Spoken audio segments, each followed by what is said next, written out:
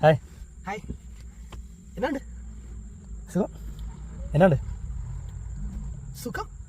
പിന്നെ വേറെ എന്നാണ്ട്? ഓ സുഖം. പിന്നെ വേറെ എന്നാണ്ട്? സുഖമാണ്. ആ സുഖം. വേറെ എന്നാ